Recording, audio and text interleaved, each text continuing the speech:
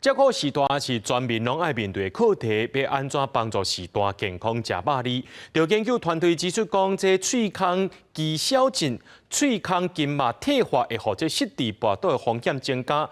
研究团队也表示，讲透过喙腔的运动，会当来改善筋膜退化的问题。未来也希望会当结合着齿科医生，还有中照护部员来照顾时大喙腔的健康。 那第4个动作就是我们一样用压舌头。 喙齿一下往倒边，一下往正边，时大透过喙腔的运动来训练喙腔、喙唇、喙齿的筋膜。民众普遍对肌少症的认知，拢较知影骹甲手的筋膜。不过最近有研究团队研究发现，时大若有喙腔退化的问题，恐惊会引起规身躯的肌少症。这个风险是一般时大的2.2倍。学者建议运动爱重视喙腔筋膜退化的问题。所以口腔不是只有咀嚼，还有吞咽啊，这都跟肌肉有关系啊。所以缺一不行啊。 所以老人不能吃是很严重的事情。老人不能吃，我刚刚讲，他说的恶的循环就来了嘛。你不能吃就营养不良嘛，营养不良你肌肉本来就不好，你营养不良，肌肉当然咀嚼更有困难嘛。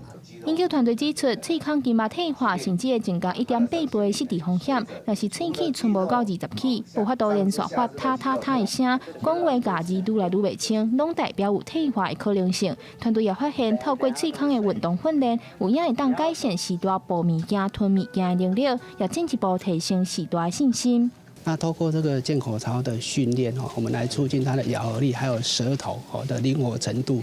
那另外一方面，它也可以促进它唾液的分泌。所以当它在把食物在透过咀嚼的过程中把它变成它一个适当的一个食团，那有助于它的吞咽的这样功能。有医生嘛提日本的研究指出，喙腔功能降低，时大跋倒的风险会增加1.55倍。医生表示，目前台湾社区家庭和长照机构对喙腔筋膜退化的照护意识也未提高。未来研究团队嘛希望结合齿科医生，佮协助培训医护员来推广喙腔筋膜退化的知识，让照护更加全面。记者梁家嘅谢桂玲台北报道。